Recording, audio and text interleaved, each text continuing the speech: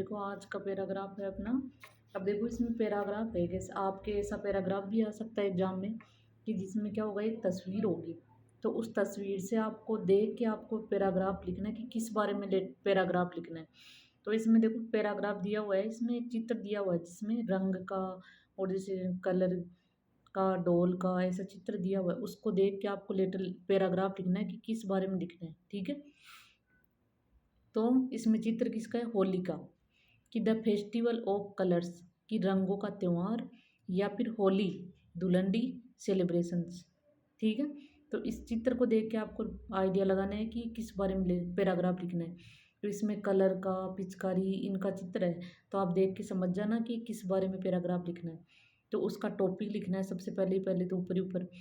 तो ये दोनों टॉपिक ही सही हैं इसमें, द फेस्टिवल ऑफ कलर्स या फिर होली धुलंडी सेलिब्रेशंस। दोनों को, इस टॉपिक को लिख के अंडरलाइन करके फिर नीचे की लाइन में देखो, आपको अगर चित्र दिया हुआ रहे ना तो उसमें आप ऊपर लाइन क्या लिखोगे, the given visual add depicts the playing. Depicts तक आपको सेम लिखना है। ठीक है, कि दिया गया जो चित्र है, दिया गया जो चित्र या तस्वीर है वो किसको चित्रित कर रहा है, द प्लेइंग विथ कलर्स, किसको, रंगों से खेलना, on the festival of Holi या धुलंडी। यानी यह दिया गया जो चित्र है वो होली या धुलंडी के त्यौहार पर रंगों से खेलना चित्रित कर रहा है। तो आपको जब भी कोई तस्वीर दी हुई रहे तो आप उसमें ऊपर लाइन क्या लिखोगे, the given visual add depicts. यहाँ तक सेम आएगा, आगे फिर किस बारे में लिख रहे हो आप पैराग्राफ वो आ जाएगा। तो दिया गया जो चित्र है वो किसको चित्रित कर रहा है, यानी होली का त्यौहार पर रंगों से खेलना चित्रित कर रहा है। ए यंग मैन इज, अब देखो इसमें क्या क्या चित्र है, कि एक नवयुवक है वो क्या कर रहा है, पिचकारी से रंगों की बौछार, स्प्रिंकलिंग यानी बौछार कर रहा है रंगों की, वाटर गन यानी पिचकारी। अब देखो इसमें एक जवान आदमी है वो क्या कर रहा है, पिचकारी से रंगों की बौछार कर रहा है। A bucket full of colours is there, और वहाँ पर रंगों से भरी हुई एक बाल्टी, बकेट यानी बाल्टी भी रखी हुई है। तो इनको देख के तो आपको आइडिया लगाना है कि किस चीज़ का चित्र है, आपको किस बारे में पैराग्राफ लिखना है। तो एक वहाँ रंगों से भरी हुई एक बाल्टी भी रखी हुई है। ठीक है, ए मिडल एज्ड मैन, अब देखो एक आधी उम्र का, मध्यम आयु का एक आदमी, इज बीटिंग ए ड्रम, एक ड्रम को पीट रहा है। यानी कि मध्यम आयु का सा आदमी ड्रम को पीट रहा है, यानी ड्रम बजा रहा है। ठीक है, ढोल को बजा रहा है। The sound of the musical instruments, यानी संगीत वाद्य यंत्रों की आवाज़।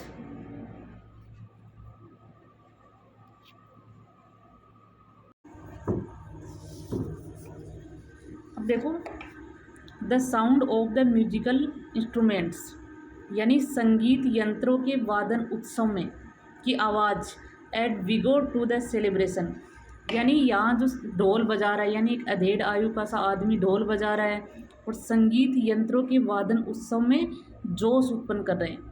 ठीक है, अब देखो चिल्ड्रन, बच्चे, यंगस्टर्स, युवा, एंड ग्रोवन अप्स और प्रौढ़, यानी मध्यम आयु से थोड़े बड़े, enjoy the celebration of the festival, कि बच्चे, युवा, प्रौढ़ त्यौहार के समारोह का आनंद लेते हैं। प्लेइंग विथ कलर्स, रंगों के साथ खेलना, विथ फेलो साथियों के साथ, ह्यूमन बींग्स यानी संगी साथियों के साथ रंगों से खेलना, leads to social and religious harmony in society, समाज में सामाजिक और धार्मिक समरसता, हार्मनी यानी समरसता लाता है। यानी अपने संगी साथियों के साथ रंगों से खेलना एक सामाजिक और धार्मिक सामंजस्य, समरसता समाज में लाता है। The joyous splashes of colour, यानी रंगों की बौछारें, and the rhythmic beats of the dhol, और ढोल की लयबद्ध थाप capture the true spirit of celebration, उत्सव की सच्ची भावना को दर्शाती है। यानी रंगों की जो बौछारें हैं और ढोल की जो लयबद्ध थाप है वो उत्सव की सच्ची भावना को दर्शाती है।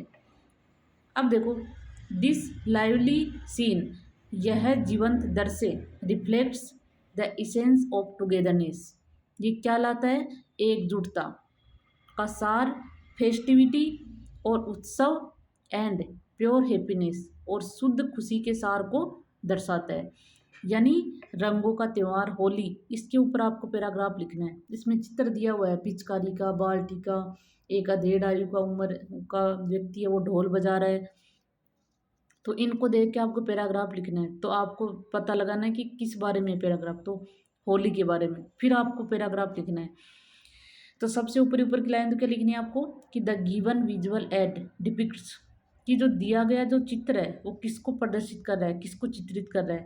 तो उसका टॉपिक का नाम लिखना है सबसे ऊपर। तो फिर इसमें क्या क्या हो रहा है इस फोटो के अंदर, चित्र के अंदर, वो आपको लिखना है इंग्लिश में। अब देखो यहाँ पर क्या क्या है, यहाँ पर एक नवयुवक है वो पिचकारी से रंगों की बौछार कर रहा है। वहीं वहाँ पास में रंगों की एक बाल्टी भरी हुई है। अधेड़ आयु का एक आदमी ढोल बजा रहा है। अब देखो, संगीत यंत्रों के वादन उत्सव में ये सब जोश उत्पन्न कर रहे हैं। बच्चे, युवा, बड़े त्योहार के समारोह का आनंद लेते हैं, संगी साथियों के साथ रंग से खेलते हैं, जिससे समाज में सामाजिक और धार्मिक समरसता आती है। और रंगों की बौछार और ढोल की जो लयबद्ध थाप है वो उत्सव की सच्ची भावना को दर्शाती है। अब देखो, ये जीवंत दृश्य एकजुटता, उत्सव और शुद्ध खुशी के सार को दर्शाता है। तो ये सब इस पैराग्राफ में आपको लिखना है 100 शब्दों में, ठीक है। तो आपके ये भी आ सकता है, कोई चित्र दे दें आपको, तो उसमें आपको देखना है सबसे पहले तो उस चित्र को कि किस बारे में चित्र, तो आपको किस बारे में पैराग्राफ लिखना, आइडिया लग जाएगा आपको मोटा मोटा। अगर आप गौर से देखोगे ना उसको अच्छे से, तो आप पहले तो पता लगाना है कि किस बारे में पैराग्राफ लिखना है, फिर उसमें लिखना है आपको, ठीक है। तो ये हो गया आपका होली पे। आ सकता है ये भी 2022 में आया हुआ है, इम्पोर्टेंट है, ठीक है।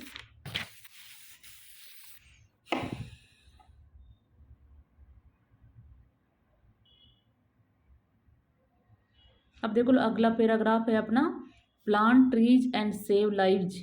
अब देखो ये पैराग्राफ आपका 2024-25 में, पिछली साल ही आया हुआ है वैसे, तो आप लिखना चाहो तो लिख लेना, लेकिन इम्पोर्टेंट है, वापस भी आ सकता है, ठीक है। 2024-25 में आया हुआ है, ठीक है। Plant trees and save lives, तो आपको कोई पेड़ पौधों का चित्र दे दें, कोई उसको उगा रहा है, ऐसे चित्र दे दे, तो आपको क्या लिखना है, ठीक है। तो ऊपर टॉपिक लिखना है plant trees and save lives, the children in the picture. तो सबसे ऊपर क्या कर लिखोगे इसमें आप, अब देखो इसमें बच्चे हैं वो पेड़ उगा रहे हैं, कोई पौधा उगा रहे हैं, तो उसका चित्र है, उसको देख के आपको लिखना है। तो आप इसका टॉपिक यही तो होगा कि plant trees and save lives, है ना। तो सबसे ऊपर की लाइन क्या आएगी इसमें, the children in the picture are busy, कि इस तस्वीर में जो बच्चे हैं वो व्यस्त हैं, planting saplings on an empty plot of land. यानी चित्र में कुछ बच्चे हैं जो जमीन के खाली भूमि पर पौधारोपण करने में व्यस्त हैं। द मास मीडिया, संचार माध्यम, एंड देयर स्कूल टीचर्स, और उनके विद्यालय के शिक्षक, have succeeded in inspiring them to plant trees. यानी संचार के जो माध्यम हैं और उनके विद्यालय के जो शिक्षक इन बच्चों को पेड़ उगाने की प्रेरणा देने में सफल हुए हैं। सो इसलिए that we may breathe in clean, ताकि हम स्वच्छ ऑक्सीजन लेडन और ऑक्सीजन युक्त हवा एंड कीप कि उसमें सांस ले सकें।